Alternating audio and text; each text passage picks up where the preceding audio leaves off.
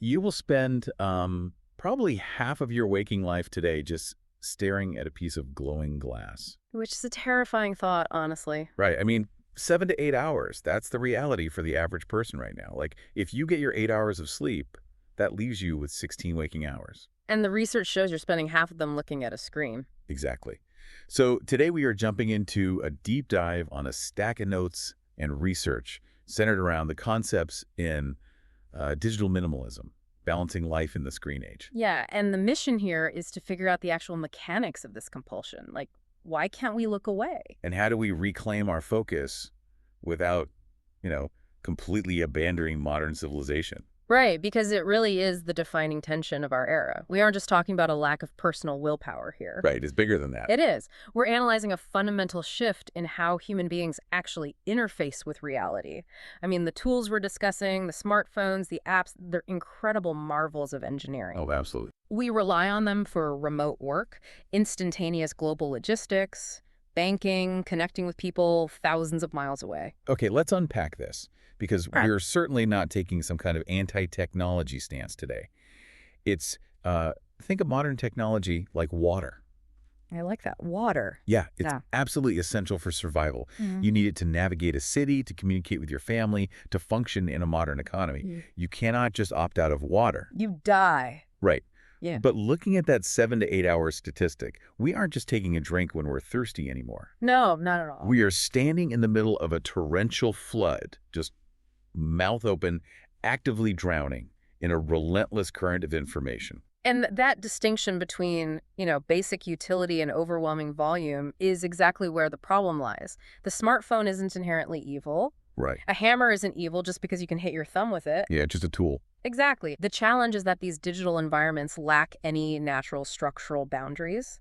And that lack of boundaries is not an accident, it's a feature. Right. If we know excessive use leaves us feeling exhausted at the end of the day, why do we voluntarily keep doing it? That's the million-dollar question. Because the mechanics here go way beyond just liking to look at our phones. We're dealing with features like infinite scrolling, push notifications. And algorithms designed to predict exactly what will keep your eyes locked on the glass. What's fascinating here is the underlying architecture of that engagement. Yeah, it's built heavily on the psychology of variable ratio schedules of reinforcement. Okay, wait, what does that actually mean? So if an app gives you a predictable reward every time you open it, your brain quickly habituates to it. You get bored. Okay, that makes sense. But if the reward is randomized, like, pulling the lever on a slot machine, the brain releases massive amounts of dopamine simply in anticipation of the unknown.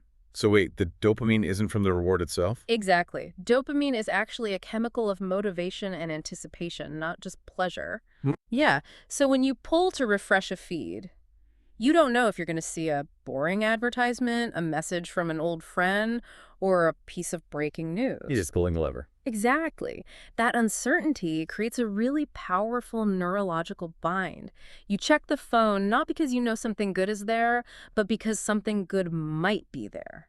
Wait, if these platforms are literally engineered by behavioral scientists to exploit our dopamine pathways, are we really to blame for our screen time?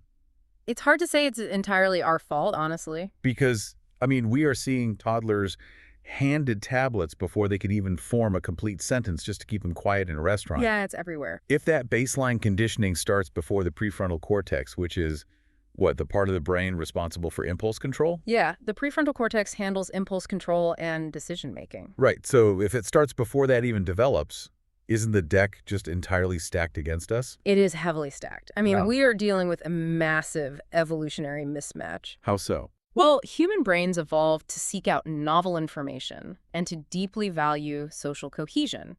In hunter-gatherer times, being attuned to your environment kept you safe. Right. And if your tribe liked you, you survived. If they rejected you, you were cast out and you basically perished. Okay, so social survival equals actual survival. Exactly.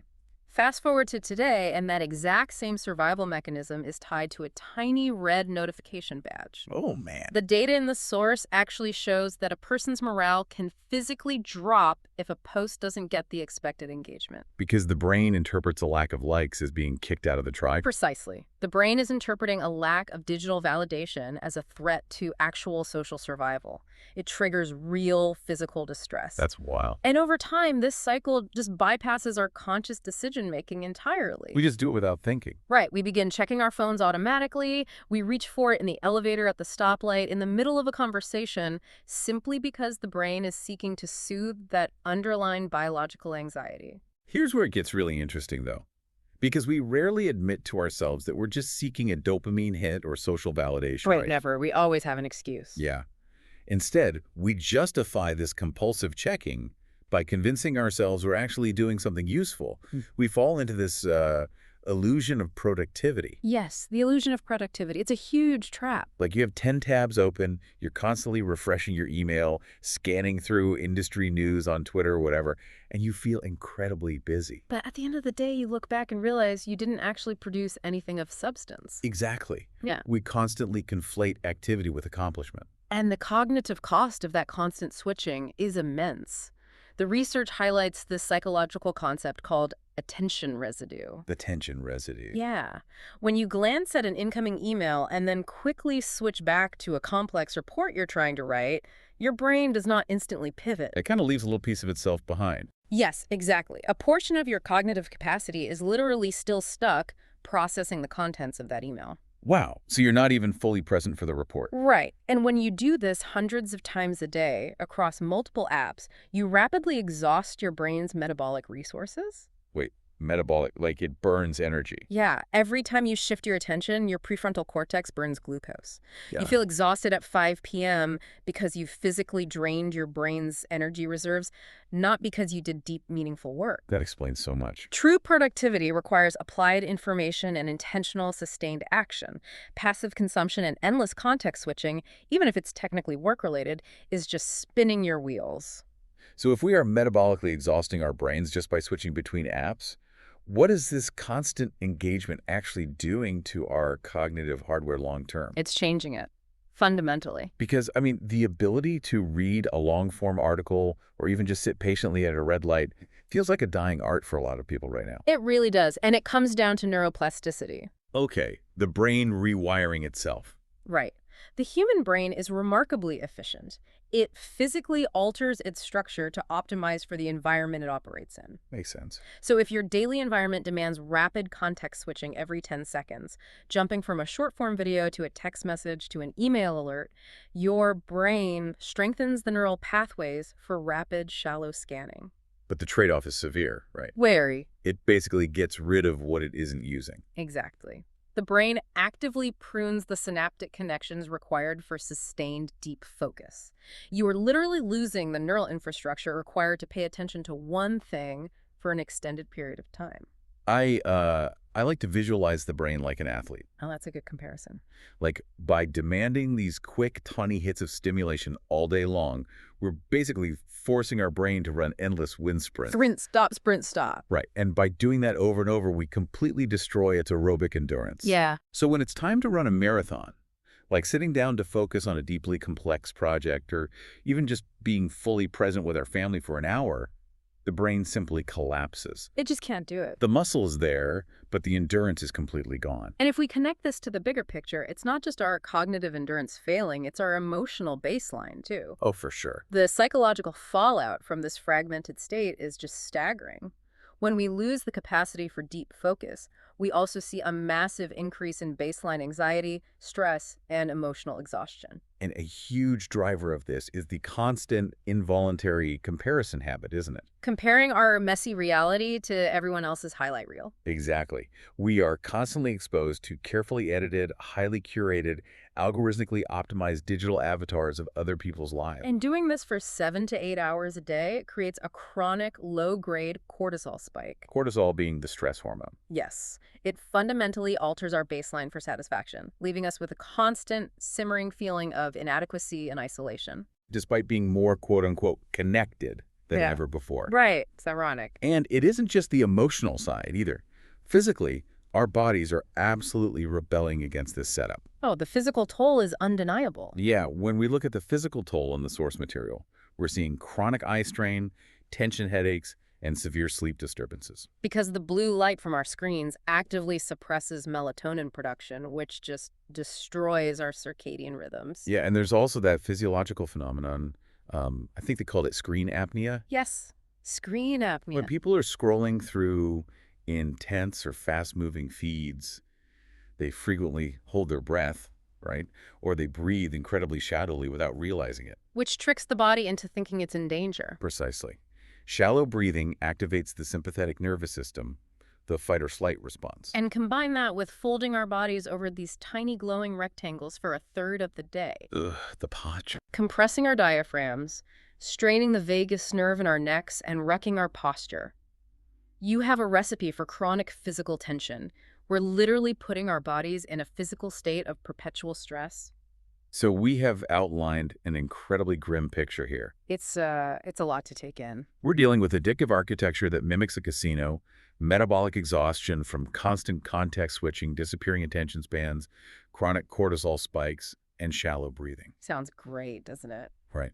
So how do we reverse this damage without, moving to a cabin in the woods? Because the concept of digital minimalism from the source isn't about becoming a monk and throwing your laptop in the river. Not at all. Digital minimalism is entirely about utility and intentionality. Okay. It's recognizing that technology is a tool, not a habitat. I love that phrase. Not a habitat. Yeah. And one of the most immediate, highly effective ways to start rebuilding those neural pathways for deep focus is addressing the notification ecosystem on your devices. Basically, stopping the wind sprints. Exactly. Every single buzz, ding, or banner is an external force actively hijacking your attention. And remember that attention residue we talked about. Right. Research into workplace interruptions shows that it can take over 20 minutes to fully regain a state of deep focus after a single interruption. 20 minutes. Wow. Yeah. So if your phone buzzes every 15 minutes, you are permanently locked out of deep work. You literally never get there. That is terrifying. Turning off non-essential notifications isn't just a simple life hack. It is stopping the hemorrhage of your cognitive energy.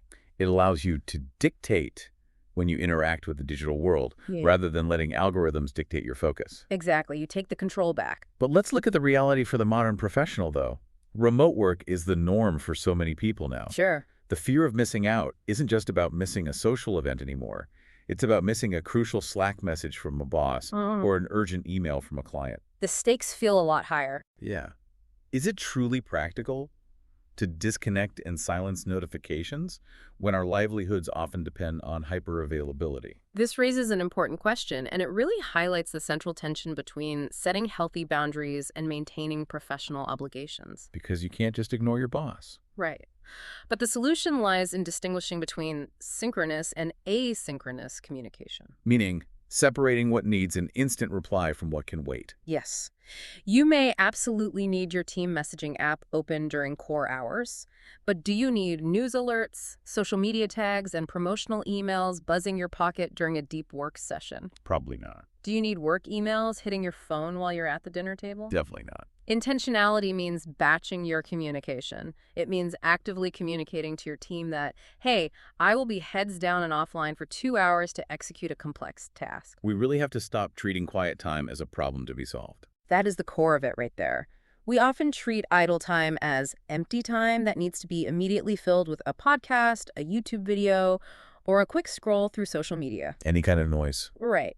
But the human brain absolutely requires periods of absolute quiet. To rest. To rest, yes, but also to function properly. When the brain is at rest, it engages something called the default mode network. The default mode network. Yes, this is the neurological network responsible for consolidating memories, connecting disparate ideas, empathy, and creative problem solving. Wow, so all the important stuff. All the high-level human stuff. But if you are constantly flooding your brain with external input, the default mode network never gets to activate. Because it's always busy processing the new inputs. Exactly. You are starving your brain of the very downtime it needs to maintain emotional wellness and creativity. Yeah. We've covered some serious ground today. We really have. We started with the jarring reality that we spend half our waking lives on screens, driven by an addictive architecture that hijacks our dopamine systems through variable rewards. A whole casino in our pocket. Yeah.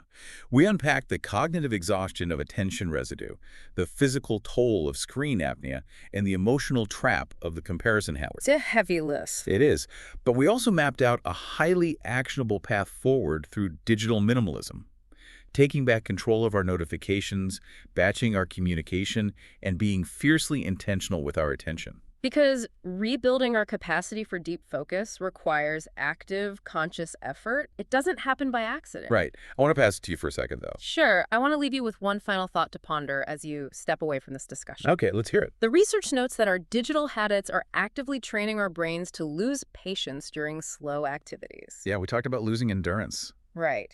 We are optimizing our entire existence for speed, quick hits, and friction-free transactions. But think about the most profound parts of the human experience. The big stuff. The big stuff. Building deep, meaningful relationships is a remarkably slow activity. Finding your life's purpose is a slow activity. Yeah, that doesn't happen on a Tuesday afternoon. Exactly. Healing from grief or processing trauma is a profoundly slow activity. If we lose our biological capacity for slowness, what happens to those experiences? Wow. Are we not just losing our productivity, but our very capacity for deep human connection? That is heavy. Mhm. So what does this all mean for you listening? It means you literally cannot rush the things that actually matter. You really can't. We want to thank you so much for joining us on this deep dive today. We challenge you, right after this, to take one quiet, completely screen-free moment for yourself. Just a few minutes. Yeah, just exist for a few minutes without a single notification and let that default mode network spin up. Remember, technology is like water. It's absolutely essential, but it's time we learn how to swim, take a sip when we need it, and finally stop drowning. Take care, everyone. If you're enjoying this series, the complete ebook includes additional exercises, examples, and practical tips. You'll find the link in the description.